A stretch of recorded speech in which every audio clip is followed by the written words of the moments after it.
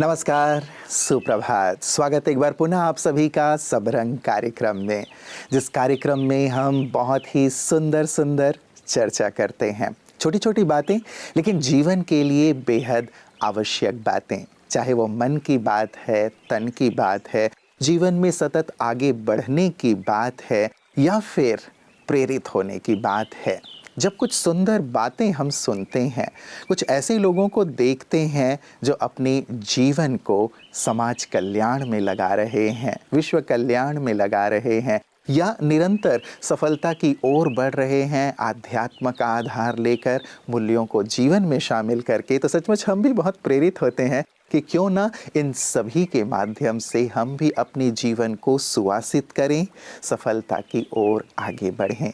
सब रंग का यही लक्ष्य है मित्रों कि आप सभी मित्रजन जीवन में आगे से आगे बढ़ें, आपका मन भी स्वस्थ रहे, तन भी स्वस्थ रहे, संबंध भी सबके साथ मधुर रहें और आप अपने जीवन का संपूर्ण आनंद लें।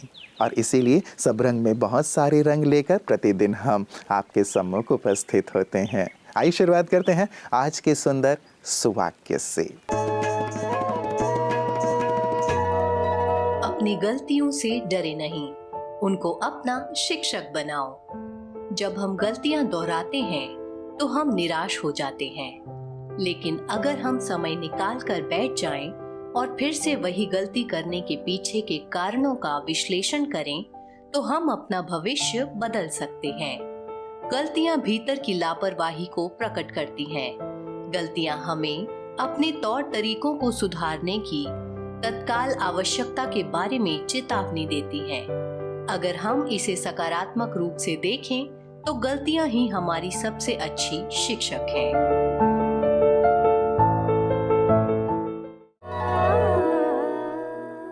मित्रों, कहते हैं कि प्रार्थना ऐसी करो कि सब कुछ भगवान पर निर्भर करता है, और प्रयास ऐसा करो कि सब कुछ आप पर निर्भर करता है। यदि ये दोनों पीस अर्थात प्रार्थना और प्रयास हमारे जीवन में उतर जाएं, तो जीवन की हर परिस्थिति को बहुत सहजता से पार किया जा सकता है। तन के स्वास्थ्य की बात भी जहाँ है, वहाँ न केवल हमारा प्रयास लेकिन प्रार्थना भी अपनी महत्वपूर्ण भूमिका अदा करता है। इसीलिए हम अपने स्वास्थ्य को अच्छे से अच्छा रखने का संपूर्ण प्रयास करते रहें, उस पर संपूर्ण ध्यान दें। और कभी कुछ ऊपर नीचे बात होती भी है तो प्रार्थना है ना, ईश्वर साथ है ना, उनकी भी मदद, उनकी भी शक्ति हमें संपूर्ण स्वास्थ्य की ओर अवश्य ले जाएगी। आइए देखते हैं कि आज हमारे आपकी सेहत आपके हाथ रूपी पिटारे में आपके लिए क्या खास है। ओम शांति दोस्तों, तनाव, स्ट्रेस, टेंशन बहुत कॉमन वर्ड्स हैं और यही कारण है आज सभी बीमारियों के बढ़ने का। दोस्तों, स्ट्रेस क्या है? जैसे हमने पहले भी बात की, स्ट्रेस का एक बहुत ही सिंपल सा फार्मूला है जो हम डे टू डे लाइफ में अप्लाई कर सकते हैं। Stress is equal to pressures divided by coping ability और इनर स्ट्रेंथ। जब ये रेशियो एक से अधिक हो जाता है तो हमें स्ट्रेस होती है। दोस्तों, प्रेशर्स या तो इंटरनल हो सकते हैं, अपने अंदर मन में या शरीर में हो सकते हैं, या बाहर एक्सटर्नल प्रेशर्स हो सकते हैं। दोस्तों, जैसे इंटरनल प्रेशर्स क्या हो सकते हैं? या तो मन के, सपोज मेरी आदत है, मैं आई एम शॉर्ट टेम्पर्ड, मुझे बहुत एंजाइटी होती है, वेरी सेंसिटिव, थोड़ी थोड़ी बात मैं अपने मन की बातें शेयर नहीं कर सकता किसी को। ये मेरा अपना अंदर का प्रेशर है, मन का मेरा अपना प्रेशर है। और दूसरा जो है शरीर में, मान लीजिए मुझे ब्लड प्रेशर है, डायबिटीज़ है, या हार्ट की बीमारी है, मेरे घुटने खराब है, या मेरे कमर खराब है, एसिडिटी बहुत बनती है, पेट की खराबी है, या सांस की तकलीफ, ये मेरे अंदर का प्रेशर है। इसको इमीडिएटली हम मॉडिफाई नहीं कर सकते। दोस्तों, इसी तरह से एक्सटर्नल प्रेशर्स हो सकते हैं, जो जैसे कि फैमिली में अगर आपकी किसी नहीं बनती है, वाइफ से नहीं बनती, हस्बैंड से नहीं बनती, या पेरेंट्स से नहीं बनती है, या जहाँ वर्क जहाँ पे आप काम करते हैं उनसे, आपके कोलीग से नहीं बनती है, बॉस से नहीं बनती है, तो वहाँ कुछ कन्फ्लिक्ट होता है, वो भी एक प्रेशर है। फाइनेंशियल प्रेशर्स हो सकते हैं, ये एक्सटर्नल प्रेशर्स हैं। तो दोस्तों, ये इंटरनल प्रेशर्स और एक्सटर्नल प्रेशर मॉडिफाइबल कई बार नहीं होते हैं, इमीडिएटली मॉडिफाइबल नहीं होते हैं, किंतु कोपिंग एबिलिटी आपके हाथ में है। इसको आप, इनर स्ट्रेंथ को आप जितना चाहे उतना बढ़ा सकते हैं। तो दोस्तों, अगर आप अपनी इनर स्ट्रेंथ को बढ़ा लें तो आप आपको कभी भी स्ट्रेस नहीं होगी, आप स्ट्रेस फ्री रहेंगे। और जब स्ट्रेस फ्री रहेंगे दोस्तों, याद फिर तो आपको मन की और शरीर की बीमारियां बहुत ही आप उनको इजीली कंट्रोल कर पाएंगे। मित्रों, कहते हैं कि मन में उतरना या मन से उतरना ये हमारे व्यवहार पर, हमारे बोल पर निर्भर करता है। हम कैसे दूसरों के साथ रहते हैं। यदि हम उनके साथ अच्छा बर्ताव करते हैं, श्रेष्ठ व्यवहार करते हैं, अपनी बोली को अच्छा रखते हैं, लोगों के दिल में उतर जाते हैं। और वहीं कुछ ऊपर नीचे, उल्टा सीधा, ईर्ष्या, द्वेष, इसको गिराओ, इसको चढ़ाओ, ये सारी बातें हमारी जीवन में, हमारे मन में, हमारी आदतों में शामिल होती हैं, तो हम लोगों के मन से उतर जाते हैं। तो कोशिश हमारी ये रहे मित्रों कि हम जिससे भी मिलें, जहाँ पे भी रहें, लोगों के मन में उतरें, ना कि लोगों के मन से उतरें। जैसे हमारे विशिष्ट जन हम सबके मन में उतर जाते हैं ना, अपनी अच्छी बातों से, अच्छे व्यवहार से और अपने प्रेरक जीवन से। आज हमारे साथ हैं जस्टिस रविंद्र जी। आइए देखते हैं कि वो हमारे साथ अपने जीवन के कौन से सुंदर अनुभव साझा कर रहे हैं। एक, जैसे कि आपने कहा कि समाज सेवा आपकी भावना रही है, निस्वार्थ भावना हमेशा आपने बना के रखी मन में। कई तरह की चुनौतियां भी आई होंगी इस करियर में, इस राजनीति के क्षेत्र में आती ही है। राजनीति तो है ही ऐसा क्षेत्र, तो उन चुनौतियों से कैसे आपने पार पाया और किस तरह से आप इस मुकाम तक पहुंचे? राजनीतिक सेवा में विपक्षी लोग हर पग पग पे चुनौतियां देते रहते हैं, क्योंकि मेरे खिलाफ राजनीतिक मुकदमे 14 हैं, जो टोटल राजनीतिक मुकदमे हैं।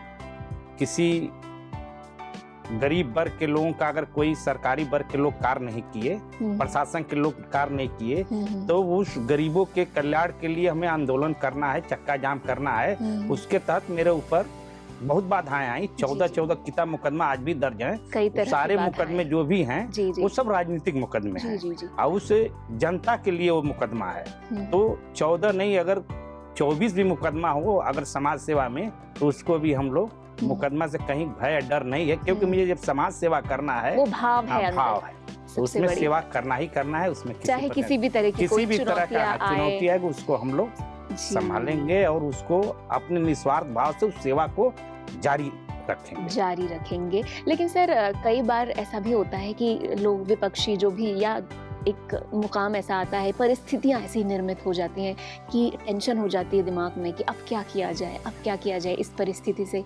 तो उस समय आप अपना स्ट्रेस मैनेजमेंट कैसे करते हैं? देखिए, जो भी परिस्थितियां हैं, आत्मबल होना चाहिए। आत्मबल होना चाहिए। कोई भी विकट परिस्थिति आएगी, जो भी बाधे आएंगे वो किनारे लग जाएंगे और आपके जो सफलता की कुंजी है वो सीधे प्रदान होती रहेगी उसमें।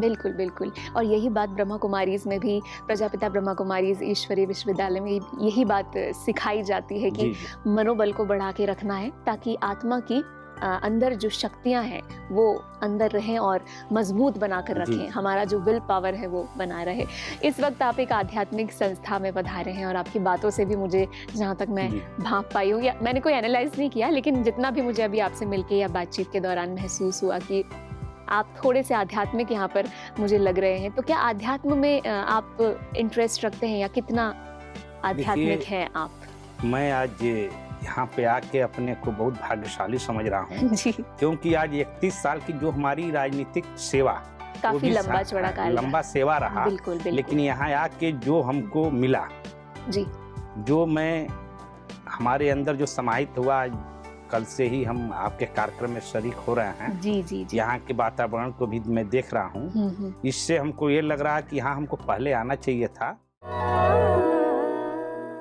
मित्रों, हमारी जीवन की खुशी इस बात पर निर्भर करती है कि हम किसी चीज़ को लेकर क्या सोचते हैं, कैसे सोचते हैं।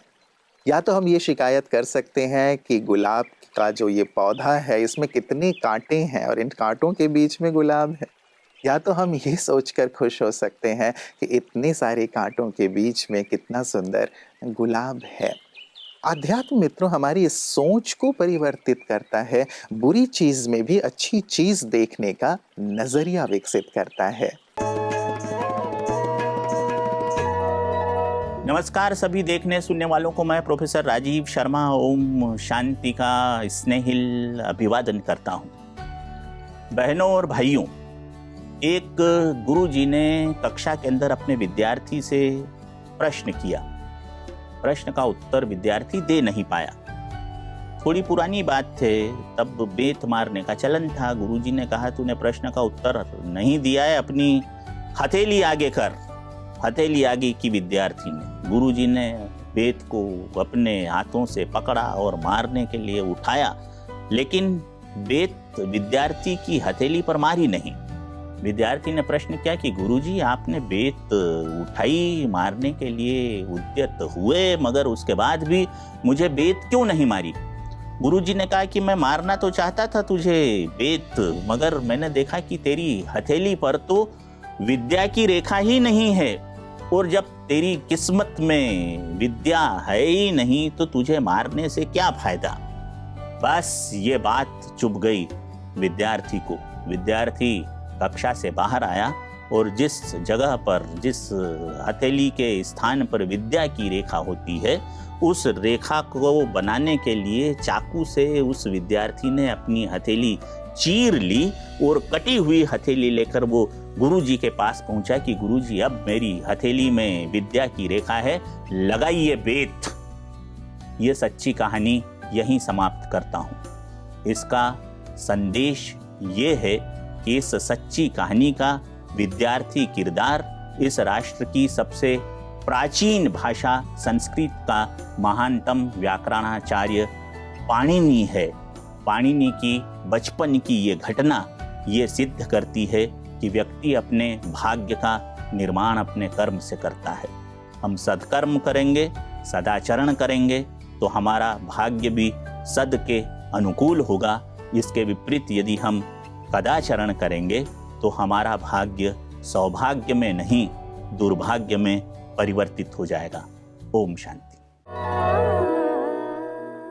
मित्रों, कहते हैं कि शब्द मुफ्त में मिलते हैं, लेकिन इसकी कीमत हमें मिलेगी या हमें इसकी कीमत चुकानी पड़ेगी, ये इस बात पर निर्भर करता है कि हमारे शब्दों का चयन कैसा है।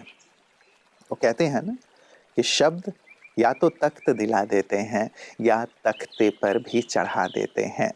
शब्द, जैसे हमारी पहले भी बात हुई, या तो किसी के दिल में उतार देते हैं या दिल से उतार देते हैं। इसीलिए अपने शब्दों के चयन पर हमें बहुत ध्यान रखना चाहिए मित्रों, क्योंकि एक बार जो शब्द निकल गए वो फिर वापस नहीं लिए जा सकते। वो या तो घाव कर देते हैं या फिर मरहम का काम करते हैं। तो हम अपने शब्दों को मरहम बनाएं, न कि घाव देने का कार्य अपने शब्दों से करें, क्योंकि हमारी आसपास का वातावरण, हमारे संबंध हमारे शब्दों के द्वारा ही निश्चित किए जाते हैं। इसलिए आज इस पर बहुत गहराई से चिंतन भी कीजिएगा, विचार कीजिएगा और अपनी आचरण में लाइएगा कि कैसे अच्छे शब्दों से हम लोगों के दिल को जीतें और वातावरण को खुशहाली से भर दें। अपना ख्याल रखिएगा। कल पुनः इसी वक्त आप सभी मित्रों से पुनः मुलाकात होगी। नमस्कार। ओम शांति।